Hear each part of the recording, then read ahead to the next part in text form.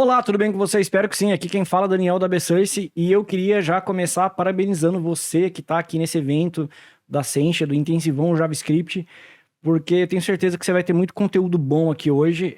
A começar, por exemplo, do outro palestrante que a gente tem aí, que é o Emerson, que é um cara muito bom, muito fera, trabalha direto com o pessoal da Sencha lá, então ele tem informação muito boa para passar para a gente. E também os outros cases que nós temos para ser apresentado aí no dia de hoje. Com relação à minha apresentação em específico, é a importância de um grid em uma aplicação web, me deixou bem feliz e ao mesmo tempo um pouco triste por causa do tamanho do título da apresentação. Da próxima vez eu acho que eu vou tentar fazer um título menor, porque ficou meio ruim de encaixar. Enfim, coloquei na aplicação aí que vocês estão vendo na tela, que nós vamos desenvolver essa aplicação hoje.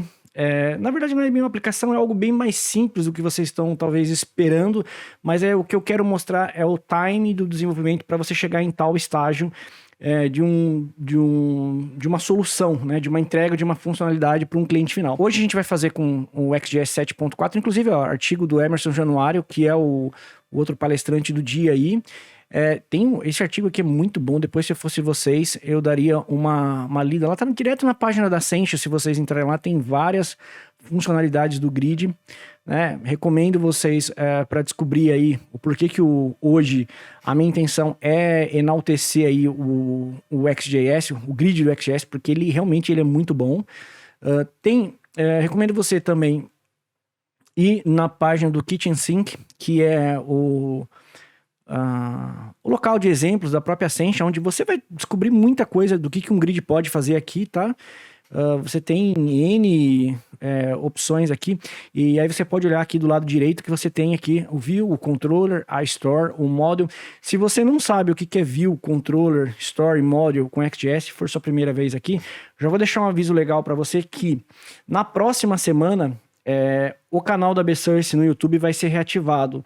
E dessa vez a gente vai fazer uma pegada um pouco diferente, porque eu vou fazer vídeos menores, mas a minha intenção é que eu entregue mais vídeos para vocês constantemente. Então eu não vou prometer aqui qual vai ser a frequência, porque se dependesse de mim, eu gostaria de entregar um vídeo todo dia para vocês.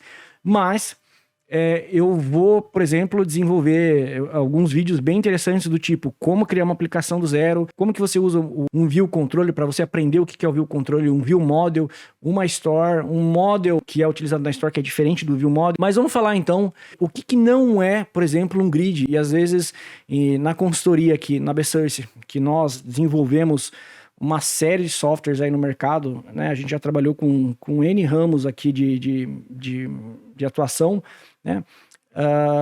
O que a gente aprendeu com demandas que chegam aqui, e às vezes, por exemplo, teve recentemente mesmo um caso de um cliente nosso aqui de Louveira.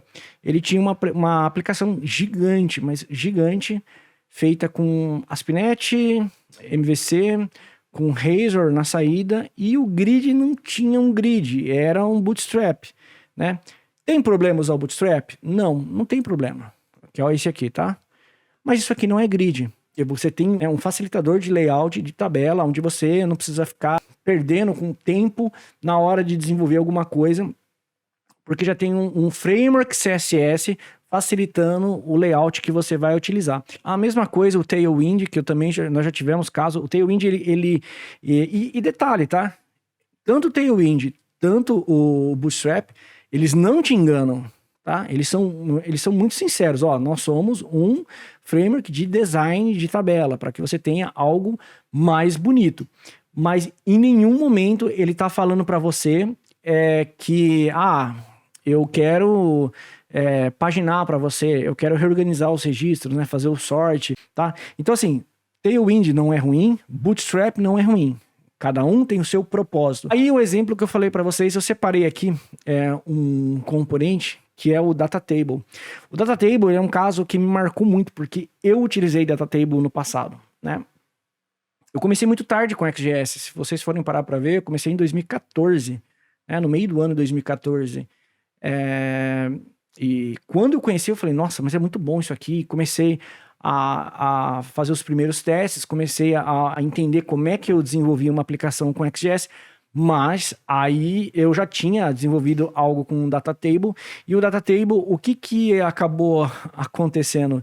Ele fala que ele tem a documentação do legado, que é apenas para referência, porque e tem uma nova versão do Data Table que não tem nada a ver com essa versão antiga, tá? Resumindo, é um outro componente, é uma outra coisa, você não consegue portar nada, e ficaram com alguns bugs para trás aqui. Bem, vamos então para código-fonte. Eu já tenho mais ou menos aqui uma ideia do que eu vou projetar, do que eu vou programar para vocês. E aí eu queria reforçar para vocês que, além da importância de um grid numa aplicação web, né? Você tem que lembrar que existe a importância da API também numa aplicação web. Não adianta você ter uma Ferrari na carcaça se você tiver um motor de um Fusca.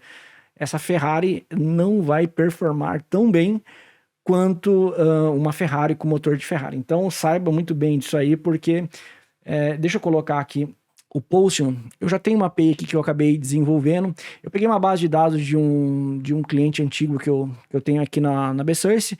Eu fiz um banquinho aqui bem simplesinho para a gente testar. Então eu fiz um exemplo do zero, tá? A minha intenção foi fazer um exemplo do zero, até para vocês poderem ter noção do que vai sair aqui.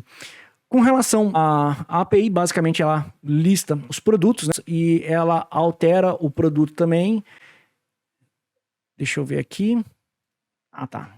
Porque não vai alterar porque não tem código aqui para alterar, tá? É por isso que deu erro. A API é em ASP.NET Core.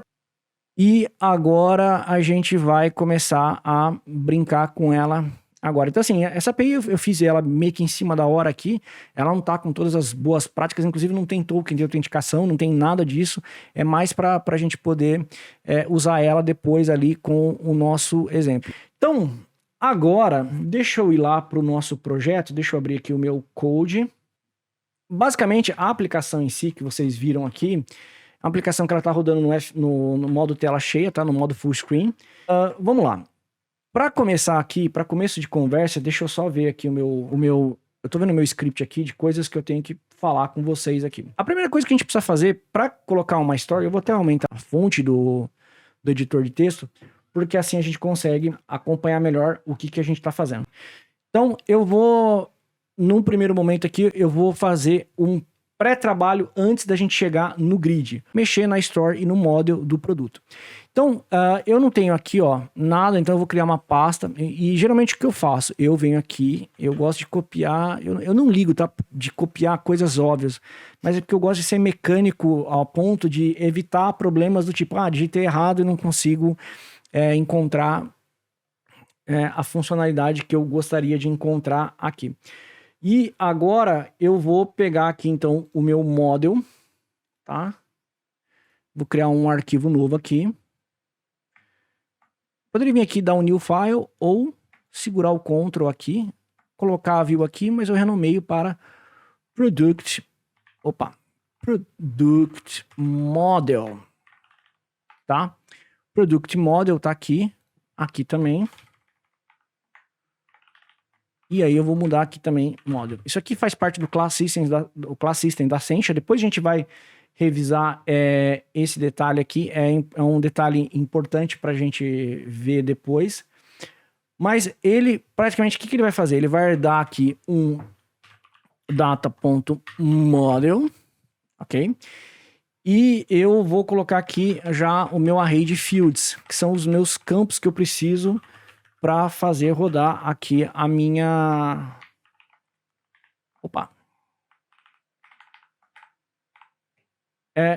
Para isso eu tenho uma cola pronta aqui que eu vou pegar exatamente agora, aqui para não perder o tempo de vocês aqui. E vou colocar aqui. Eu sei que esses são os campos que estão sendo devolvidos na minha API.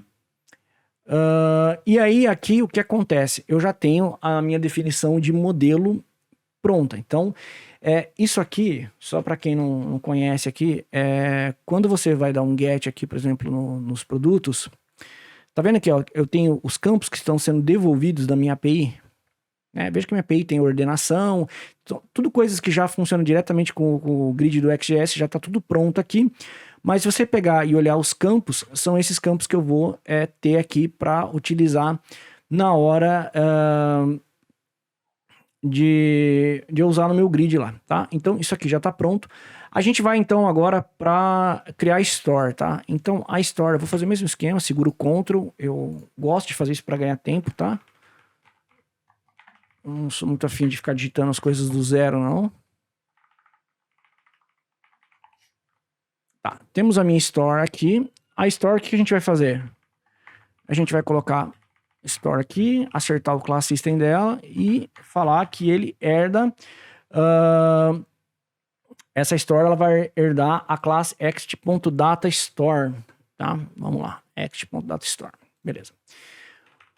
A Store, vamos lá, ela já começa para ficar... para funcionar, a gente vai precisar do quê? Do alias dela, tá? E esse alias aqui, para que você vai utilizar? Para fazer bind no... Você pode fazer bind tanto na view quanto no view model. Nós vamos fazer com view model, porque aqui na Bsearch nós temos alguns padrões de trabalho. Um dos padrões é que nós declaramos a Store no view model, tá? Aqui a gente tem uma linha de trabalho mais explícita, tá? A gente gosta de digitar bastante coisa, a gente gosta de ser explícito na declaração. Não que a gente goste de digitar muita coisa, mas sim ser explícito na declaração dos objetos. Aqui o que eu vou fazer, vou colocar um product e com isso, o que a gente vai fazer aqui? Deixa eu colocar aqui o alias. Então, o alias é o produto que a gente vai colocar aqui para rodar. Vamos colocar aqui o require aqui.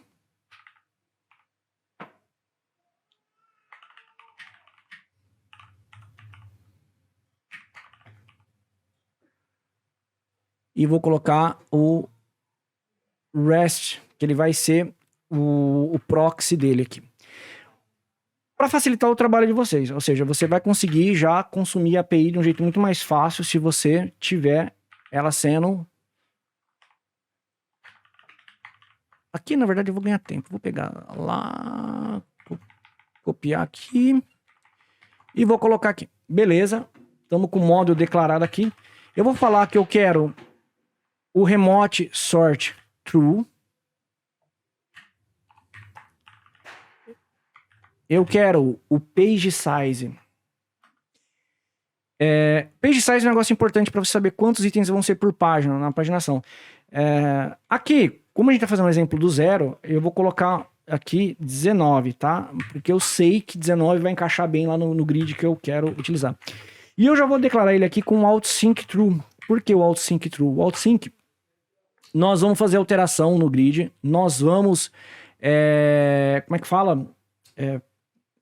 Deletar coisas no grid também. Então, toda vez que a gente tocar na Store, vamos dizer assim, né, e promover uma alteração na Store, a Store vai tentar sincronizar isso automaticamente com a API. E isso é fantástico, porque você não precisa ficar preocupando com esse tipo de sincronia para exemplos mais comuns, exemplos simples, que nem esse aqui que eu estou fazendo, tá? Um exemplo muito simples para você. E aí o que eu quero que você faça é calcule mais ou menos o tempo do que eu estou fazendo aqui agora, quanto tempo você demoraria para fazer com outros frameworks e que entregue a mesma qualidade que o XJS vai entregar, porque é importante você medir esse tempo. Então eu estou aqui para trazer para você essa medição do tempo.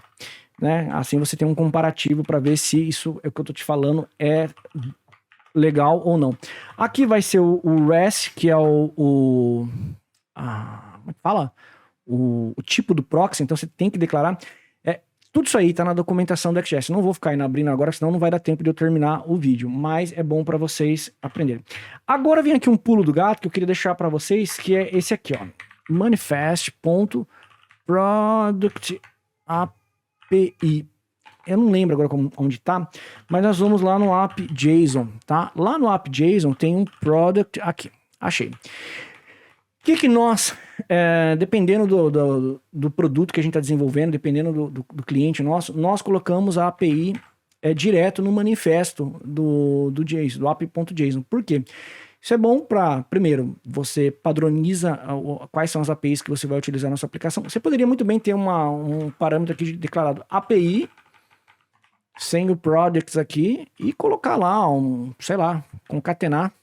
Poderia também, não tem problema nenhum, né? Algo mais ou menos assim, tá? Ó, vamos colocar aqui, ó. Eu vou colocar aqui, eu vou usar um template string aqui do JavaScript para a gente poder ficar, bem elegante.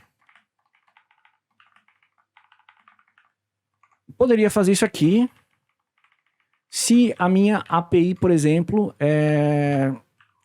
fosse ser utilizada pela aplicação inteira, a mesma API, o mesmo endereço base, né? Você poderia deixar assim, não tem problema nenhum. Mas só estou falando porque isso aqui é importante para você saber que... Deixa eu só deixar aqui organizado aqui, do meu lado aqui. Para você saber que você tem como é que fala? As suas APIs bem documentadas para você poder usar depois. Tá? Lembrando que essa configuração do manifesto lá no app.json, você também pode usar, eu estou usando aqui no modo development, poderia usar no modo testing outra API, outro endereço, e eu tenho no modo production também, que eu posso colocar a URL final, a de produção que eu vou usar. Isso vai depender muito do caso, de produto a produto. Tem produtos aqui que nós desenvolvemos que nós não utilizamos esse tipo de configuração, tá? Nós colocamos, por exemplo, a configuração num outro arquivo, num outro esquema, porque nós dependemos de um fornecedor remoto dos endereços de API. Cada caso é um caso, vocês vão ter... como é que fala? Vocês vão saber como é que trabalha com isso aqui. Desculpa. Com relação a URL da API estando pronto aqui, nós vamos fazer o quê? Uma declaração do header da API. O que é isso aqui? A API, vamos voltar aqui no Postman. O que acontece? Quando ela devolve os registros aqui, deixa eu colocar aqui só aqui mesmo que a gente tem. Beleza. Eu tenho aqui uma estrutura que eu estou devolvendo para ser consumida pelo browser. A primeira parte é que ela vai ter um atributo chamado records. E aqui vão ter os registros que eu tenho disponível para request que foi solicitada para o servidor fazer a leitura. Mas no final eu tenho quais são o total de registro que eu tenho. Aqui eu estou fazendo por um termo de conta, e aí eu já sei que eu tenho 29 itens, né? Então vocês vão ver que de acordo com o filtro eu também posso variar a minha quantidade total de registros.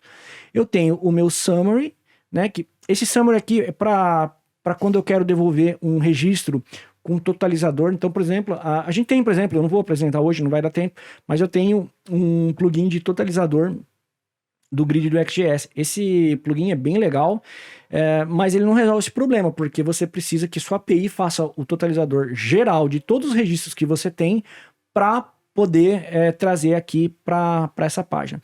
Posso trazer uma mensagem, posso trazer alguma informação de grupo, mas vamos focar aqui em dois atributos. Primeiro, o records. Segundo, o total de registros que eu tenho disponível na minha API. E é isso que eu vou configurar no meu header aqui.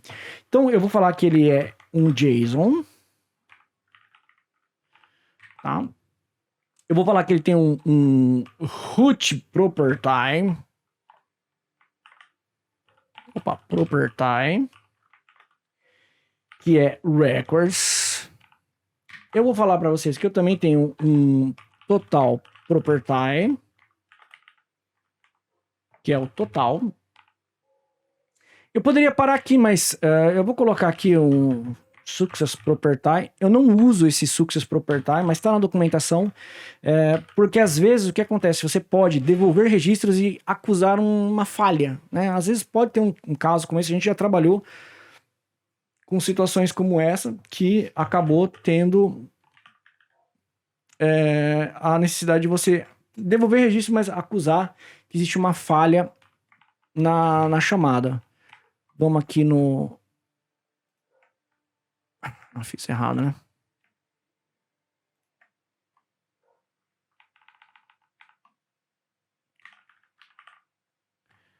Message, tá? E aqui a gente vai no final da linha, nós vamos eliminar essa vírgula.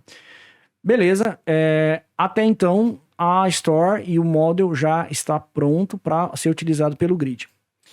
Então, para a gente começar no grid, está aqui minha view não tem grid nenhum aqui ainda, não tem nada para começar, então eu preciso fazer o quê? Aqui eu vou precisar declarar a minha view, tá? O meu grid, desculpa. E eu sei que eu vou chamar esse grid, eu não tenho esse grid aqui ainda feito aqui ainda, mas eu vou chamar ele de product-grid. Uma coisa que vocês vão ver que no código que eu faço aqui, os exemplos da Ascension, a própria Ascension em si, ela gosta de fazer tudo, por exemplo, sem esses traços aqui. Então fica product view tudo junto. Qual é a minha dificuldade com isso? Eu não consigo diferenciar quais são às vezes, numa palavra muito grande, eu não consigo diferenciar qual que é o componente. Então, aqui nós colocamos traço para separar as palavras. Né? É um padrão que nós desenvolvemos aqui dentro, mas fique à vontade para seguir o padrão da Ascension ou desenvolver o seu próprio padrão. Você poderia fazer com Camel Case, começando com as primeiras letras em minúsculo.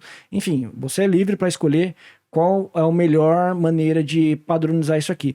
Bem, tirando a minha dificuldade com nome e questão de padronização de nome aí, o que eu quero falar para você é o seguinte: eu vou criar o grid e eu vou acelerar um pouquinho, senão o meu tempo não vai dar para fazer uma demonstração legal para vocês aqui. Eu vou colocar esse Xtype que eu tenho aqui, falar que ele herda o grid.grid.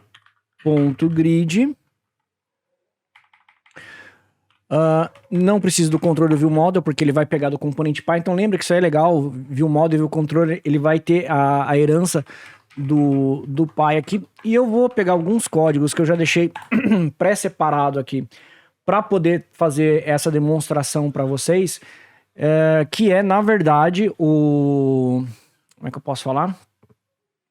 As colunas, e tem as colunas e algumas funcionalidades que a gente vai ativando aos poucos aqui para ver o funcionamento do grid. A primeira coisa que, deixa eu pegar aqui do meu script que eu separei para conversar com vocês. A primeira coisa que eu quero falar para vocês é que eu preciso das colunas, né? Então eu vou colocar aqui os columns, tá? E nesse array de columns, eu vou colocar as mesmas colunas que eu tenho lá no meu model. Então, é bem simples isso aí, não tem muito que pensar, porque se você tem a coluna declarada no model, você vai, óbvio, utilizar delas para poder colocar aqui no seu grid, né? Não faz sentido você declarar uma coluna e não utilizar ela. Tem uma coluna em específico aqui que eu vou deixar aqui ela como hidden, que vocês vão entender o porquê, tá? Por enquanto, é para uma questão de um outro plugin que eu vou ativar daqui a pouco. Mas já temos aqui um grid rodando e tá faltando a nossa Store. Então, a Store a gente vai colocar lá no ViewModel. Para colocar a Store no ViewModel é bem simples. Nós vamos colocar Store aqui. Se não me engano aqui, eu vou conferir aqui com o meu script, mas é Nossa, tá difícil hoje, hein? Nossa, tá muito difícil. Product Type. E aí aqui, aonde eu vou pegar qual que é o tipo da minha Store? No meu alias da minha Store lá. Vou lá pegar, achei ele. Product. Então, eu já tenho ele aqui, já ajeitado, bonitinho. Deixa eu só colocar aqui para identar usando espaço. Como eu uso o ESLint aqui, ele fica acusando esses alertas em amarelo aqui, como se tivesse alguma coisa errada, mas é só por questões de que aqui tá utilizando... Não, já matou o problema. Tá utilizando tab ao invés de espaço. Nós aqui na Bsource também padronizamos o uso de espaço para tabulação. Então, esse é o jeito que a gente desenvolve aqui também. Então, padrão é uma coisa muito importante no seu dia a dia. Deixa eu só conferir aqui na minha cola, porque essa aqui eu fiz de olho aqui, sem olhar. Acho que eu fiz certo, ó. Pelo que eu tô vendo aqui, acho que fiz certo. Beleza. No grid nós vamos precisar, aqui no grid a gente vai precisar colocar o bind desse cara aqui, que é bem simples também. Tem algumas maneiras de você declarar o bind. Eu vou colocar aqui a store. Por quê? Porque product. Por que eu prefiro colocar a store desse jeito? Porque se eu precisar fazer bind de outras propriedades do grid, já está pronto. Então, por exemplo, às vezes eu preciso fazer um bind para, sei lá, mostrar a borda, mostrar, sei lá, enfim, qualquer coisa que eu tenho que ativar, que seja bindable do grid, é daqui que eu vou pegar para ativar, tá? Dito isso, vamos ao... O que a gente vai fazer aqui agora?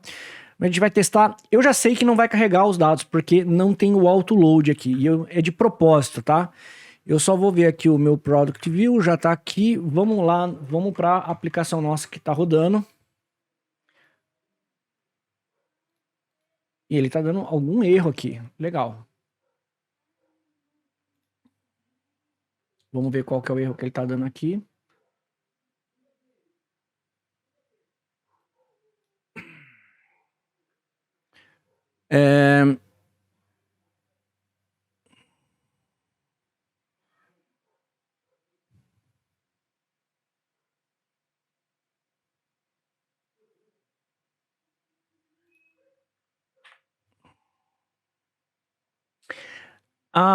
Eu acho que eu... Já sei o que tá acontecendo aqui. Lá no Product View tem uma classe que eu deixei pronta aqui, eu era para ter deixado pronta. Deixa eu só ver aqui, título de...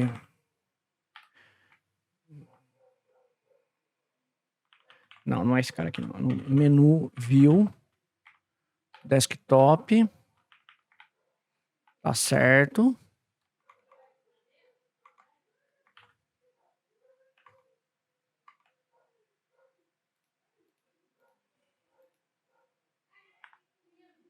Vamos ver aqui qual que é o erro que tá dando aqui. Ele fala que não achou o Product Grid. Então vamos ver aqui por que ele não achou o Product Grid aqui no nosso... Vamos lá no nosso Product View. E tem uma coisa que eu esqueci também de fazer, né? Por isso que eu prefiro digitar do que ficar copiando e colando, porque eu vou prestar atenção mais no que eu tô digitando. Mas, resumindo, é muito comum você copiar e colar e acabar tendo um problema com o nome de classe que você meio que acabou copiando e colando igual, né? Então, aqui agora é grid e lá é o Product View. Vamos ver aqui como é que tá a nossa...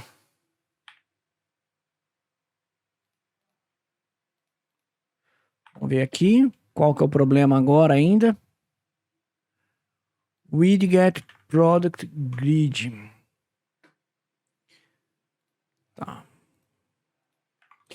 Uma outra coisa que pode acontecer também é o seguinte, isso aí, infelizmente acaba acontecendo, que é, eu vou parar meu projeto aqui no meu terminal e vou dar um build nele, porque às vezes o XJS precisa indexar esse conteúdo no bootstrap.json, que é onde que ele vai deixar tudo desmiuçado, quais são as classes, aonde estão, para quando o ativador de o x.create chamar, é dali que ele vai procurar alguma referência para localizar o arquivo e renderizar aquele componente na tela, quando a gente faz com o x.grid, né, que nós estamos fazendo agora.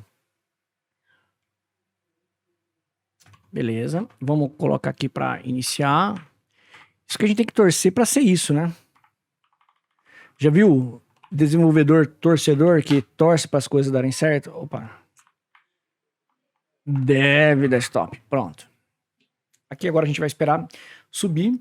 Esses são os comandos que você sobe a aplicação com XJS, né? Quando você já está com ela gerada. Quando ele gera lá no package.json, que é aquela estrutura do NPM, do Node.js. Ele gera lá para você poder saber qual é o jeito que você vai rodar a sua aplicação. Isso Isso é muito comum, por exemplo, com projetos com Angular, com Vue.js, enfim, a maioria dos frameworks já utilizam do arquivo package.json. Lá tem os runs, lá quais são os scripts que você vai rodar. Mas eu não, vamos ver se funcionou. Funcionou, então era isso mesmo, era simplesmente um build. Comum às vezes acontecer isso, infelizmente acaba acontecendo. Mas, beleza, temos o nosso grid aqui, mas não temos os dados, então ainda não adiantou muita coisa. Lembra que eu falei para vocês do autoload? Vamos lá na nossa store aqui e vamos colocar aqui um autoload true. Salvei. Será que ele está trazendo aqui? Vamos ver que erro que ele está dando dessa vez agora aqui.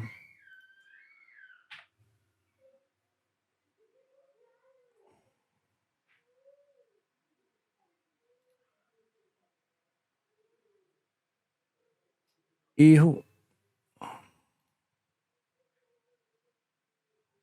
Ah, tá. Já sei o que aconteceu aqui. Ele está encavalando o URL. Lembra que a gente mexeu no manifesto?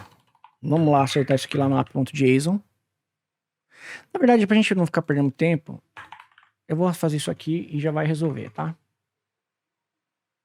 Tá? Mas isso aí é aquela questão do URL. Você tem que saber, como eu fui mostrar para vocês, eu acabei deixando tanto aqui quanto a API lá no app.json. Para resolver esse problema, eu deveria apagar aqui, tá? Vim aqui e voltar aqui o que tava, sem essa barra aqui. E, além do mais, eu tenho que fazer o quê? O build de novo. Eu tenho que fazer o build. Se eu não fizer o build, ele não... Deixa eu colocar o comando aqui. Build. Porque o build vai reconstruir o manifesto e, através disso, ele vai colocar as URLs corretas lá para poder rodar. E aí vai da sua abordagem. É você que vai saber o que é melhor para você. Uma URL simples, várias URLs. Às vezes você tem microserviço cada hora apontando para servidores diferentes. Então aí vai... são conceitos... E lembrando que o XJS ele é um framework agnóstico, né? Quando eu ouvia falar que o XJS era um framework agnóstico, eu tinha um pouco de dificuldade de entender o que era a palavra associada ao framework. Na verdade, ele pouco importa qual que é o framework que está rodando no servidor, o seu back-end, na verdade. Então, pode rodar um Node.js com Express ou Adonis, um PHP com Laravel, um .NET com ASP.NET Core ou ASP.NET clássico, enfim. Desde que você devolva o JSON no que ele está precisando, é o que vai importar. Agora aqui, vamos lá. Com relação a... Vamos atualizar a página aqui, vamos ver.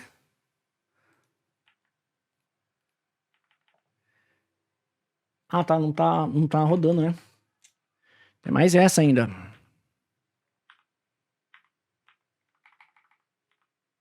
Aqui.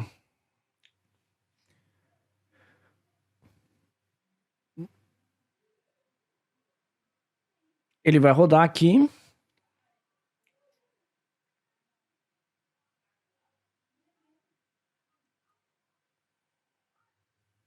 Esperar um pouquinho aqui.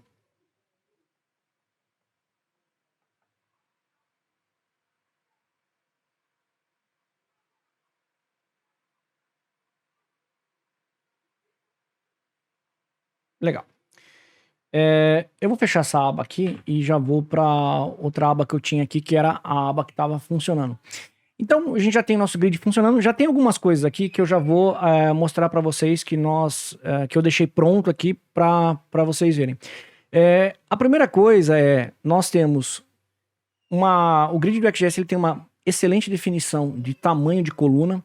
Então, você tem colunas pré-fixadas de largura, que nem essas daqui, e uma coluna aqui, que você poderia ter mais de uma, tá? Mas eu escolhi uma só por enquanto, que é a coluna que vai ter o flex 1 aqui. Então, se a gente for ver em termos de código-fonte no grid, vamos achar aqui, 75 pixels, flex 1 no name. Significa que ela vai ocupar todo o espaço disponível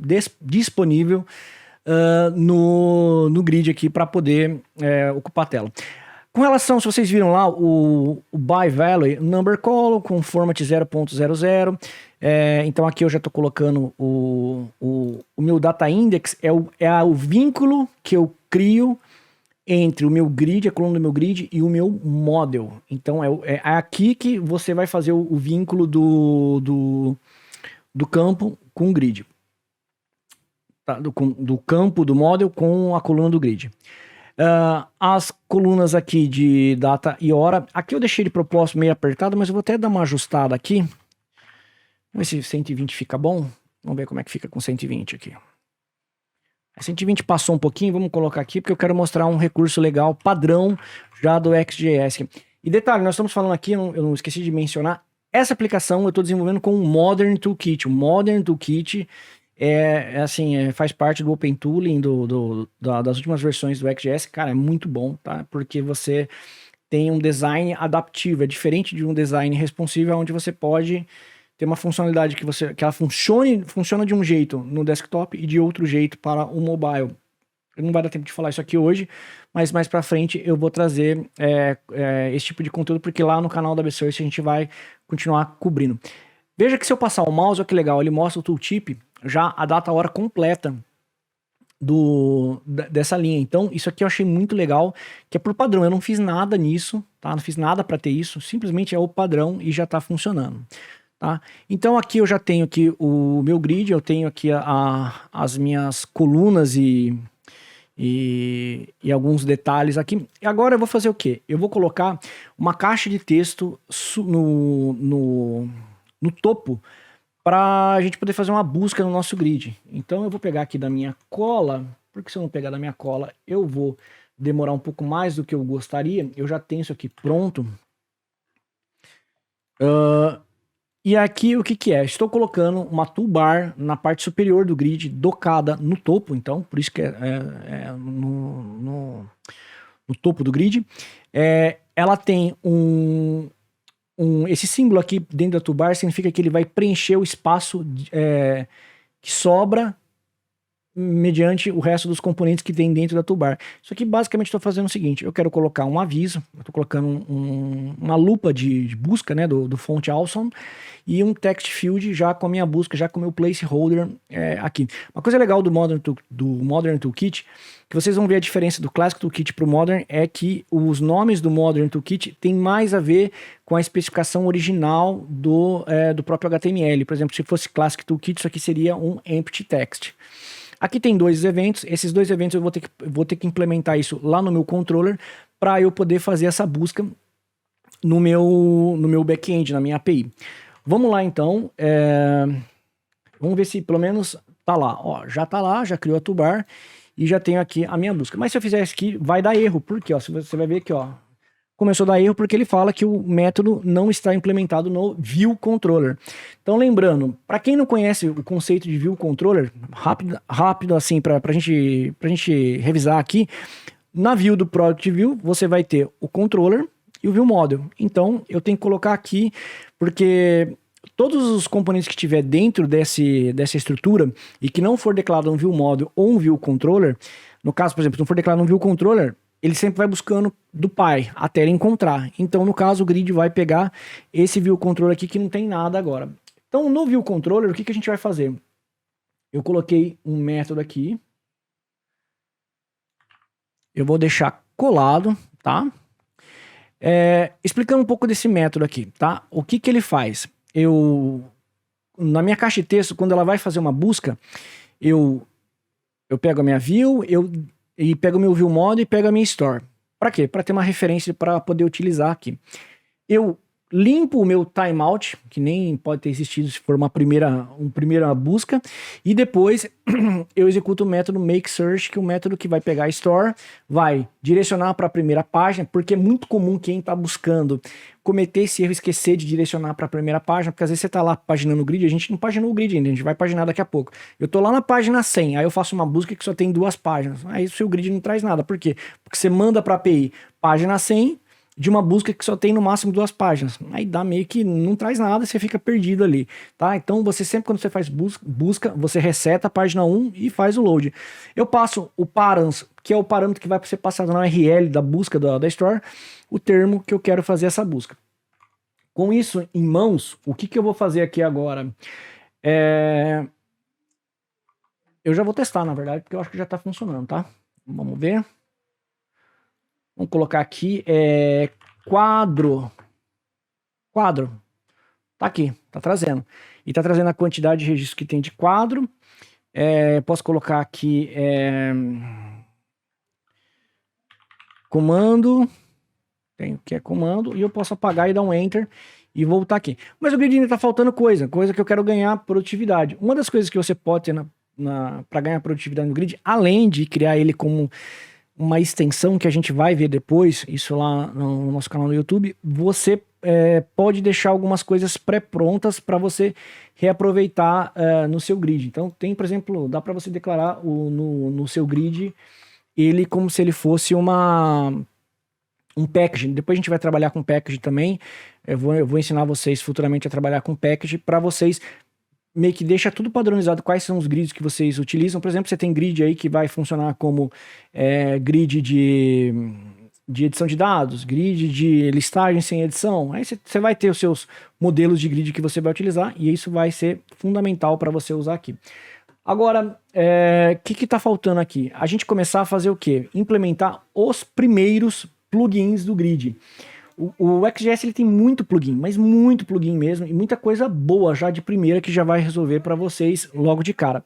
A primeira coisa que eu quero trazer para vocês aqui é o seguinte, eu quero colocar aqui, tá? Nesse plugin, o Page to Bar, tá? Muito fácil para implementar, porque basta colocar, dar um true e correr pro abraço, cara. Tá lá, ó. Ah lá que eu falei para vocês, ó. Tá vendo? Então, reforço. A API é fundamental para você ter um grid funcionando bem. Se a gente vier aqui, eu vou colocar ele aqui agora no modo docado na lateral direita, o nosso Developer Tools aqui do Chrome. Eu quero mostrar duas coisas para vocês. Primeiro, ó, vamos zerar aqui o grid para vocês verem o tempo de chamada lá, ó. Olha quanto que eu demoro para paginar o meu registro, ó. Então você tem duas coisas boas aqui. Você tem uma API que entrega rápido os dados e você também tem um grid que renderiza muito rápido e muito bem esses dados que você está trazendo aqui para a tela, tá? Vamos testar de novo lá, quadro. Vou dar um enter e eu já tenho aqui o meu quadro já filtrando só o que eu tenho de quadro. Se eu apagar aqui, voltei. Se eu for para a última página aqui, eu tenho a página 132. Posso colocar aqui adaptador, volto para a página 1, porque a nossa lógica está programada para ser assim. Então, é um ganha-ganha. Você tem um componente bom na ponta e uma API boa na ponta também. Você vai ter um componente funcionando muito bem. Então, rápido, né? Você tem um grid paginado aí bem rápido, praticamente não tive que fazer nada, só ativei. E óbvio, eu já sei como é que a API funciona. Nós já temos aqui como é que fala? Algumas lógicas já pré-prontas para qualquer projeto que chegar aqui na BSearch, que a gente vai, por exemplo, desenvolver com ASP.NET Core, por exemplo, ou com Node.js, nós já temos a estrutura pronta, tá? De paginação exatamente para encaixar com a request do XGS. Ele vai mandar os parâmetros, nós interpretamos e devolvemos para o grid conforme ele quer, tá? Então vamos lá, eu tenho então os valores formatados financeiramente, as datas bem arrumadinhas aqui. O que eu vou fazer agora aqui para mostrar para vocês? Eu vou colocar o próximo componente aqui, que é o meu Role Expander. O Role Expander, ele é um componente que eu vou falar para vocês, eu acho ele muito útil, mas muito útil mesmo, tá? Por quê? Porque, deixa eu tirar isso aqui daqui agora, para não atrapalhar a gente vai lá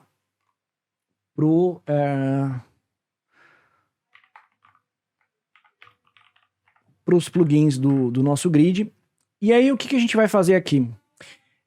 Eu tô colocando aqui, mas só de colocar ele não vai fazer nada, não vai funcionar. Eu preciso de uma outra parte do grid, que é o item config. Aliás, o item config é uma configuração, nossa, muito boa também do grid, porque ele traz mais poder para você customizar os itens do grid. Tem várias coisas lá no item config, depois você pode ir lá ver o que você pode ativar. Por exemplo, tem view model da linha do grid. Tá na especificação do XGS lá, depois você pode ver, mas a gente também vai trazer isso no canal no YouTube Mas o Row Expander basicamente é para você exibir um valor, que ele é um texto muito grande, por exemplo, pode ser um texto HTML, não tem problema, você vai entender por que eu estou falando isso. E você pode vir aqui e colocar ele aqui. Tá? Eu tenho uma especificação técnica para cada produto, ou deveria ter, nessa base está um pouquinho desatualizado, mas se eu tiver um texto muito grande, eu consigo direcionar ele para o meu Row Expander. Então deixa eu voltar aqui pro grid, e ele já abre essa seta aqui do lado esquerdo, e aí eu consigo ver, por exemplo, se eu tivesse um texto grande, eu poderia exatamente ver aqui e colocar um texto maior aqui, e ele vai expandir de acordo com o tamanho do texto. Então é bem legal isso aqui, é muito usual, porque você vai ter a necessidade de fazer isso uma hora ou outra, pode ter certeza. E a última coisa que eu quero mostrar para vocês deixa eu achar aqui, é o Grid Editable, que é o último aqui para a gente acabar. Eu sei que eu tenho pouco tempo, né? Então eu tô tentando otimizar da melhor maneira possível. Mas é isso aqui. Por exemplo, eu clico aqui, eu abro e eu posso vir aqui e editar o registro que eu acabei de dar 2 cliques. Esse formulário é muito legal, principalmente para mobile, aplicações mobile, onde você clica no grid e ele já traz um formulário bonitinho. Você pode escolher quais são os componentes que você vai utilizar para editar aqui. Eu estou escolhendo aqui, por exemplo, a minha caixa de texto, o text area aqui, equivalente ao text area do HTML, para editar aqui. Até configurei a quantidade de linhas aqui no grid, ó. Se você vier aqui, ó, por isso que eu deixei ele hidden, porque ele não aparece no grid, mas eu quero editar, então eu coloco um text area field, o máximo de linhas que eu quero que ele chegue é 15, né? Eu posso escolher outros editores, por exemplo, para o number column, que é a minha caixa de texto numérica, que eu estou alinhando o valor à direita, eu quero ter um number field para poder editar os valores aqui, né? Então eu posso vir aqui e colocar 2,75 e dar um submit, e ele fez lá 2,75. Vamos ver na API se ele fez a chamada certa aqui. Espera aí que eu acabei fechando aqui. Vou colocar aqui a água X. Vamos ver. O que acabou? Ah, tá. Tá dando um erro aqui e eu já sei qual que é o erro. Lá na minha store eu acabei esquecendo de fazer um negócio importante. No .NET aqui eu preciso receber o meu objeto completo. Então lá na store eu preciso ter uma propriedade aqui. Vou até pegar da minha cola que eu não acabei pegando antes, quando fui escrever aqui, que é o tal do write all fields, é do writer da store. Então aqui, ó, se eu não tiver isso, não vai funcionar. Por quê? Porque eu dependo disso para enviar todos os meus registros. Então eu vou colocar aqui 10. E aí vamos ver na minha API como é que tá. Ah lá, na API agora deu certinho, ó. Deixa eu trazer aqui para vocês. Eu vou trazer aqui do lado direito o output aqui, ó. Então eu vou colocar aqui. Vou editar para 145. Vou fazer o submit. E ele já fez o put lá, ó, e tá lá bonitinho, ó. Então vou para a página 1, volto para a página 1, para a página, outra página, e voltei para a página 1, só para vocês verem que eu fui e voltei para buscar o dado na API, e a API tá alterada. E se eu quiser também, eu posso vir aqui, por exemplo, pegar a conta de telefone que eu tenho aqui, posso dar 2 cliques e deletar ela. E ela tá deletada, tá? Se eu vier aqui, der um atualizar na página, ela vai estar, não tá mais aqui. Tá? Então, basicamente assim, o que eu quis mostrar é, em pouco tempo, mesmo assim, sem muito script, eu já consegui fazer bastante coisa com o grid do XJS. Eu queria agradecer mais uma vez o pessoal da Sencha aí por ter me convidado para participar desse evento. Queria convidar você a fazer o teste do trial da versão do XJS para você testar na sua aplicação aí que você for desenvolver. Tenho certeza que você não vai se arrepender. E no demais era isso aí. Então, se vocês tiverem dúvida, vocês podem me procurar, tem meu e-mail aí embaixo, contato@bservice.com.br, vai cair para mim e para nossa equipe aqui, a gente vai ter o maior prazer de poder ajudar vocês. Se vocês precisarem de consultoria também, vocês podem entrar em contato com a Bservice. E no demais era isso aí. Então, queria agradecer de coração, muito obrigado e tchau!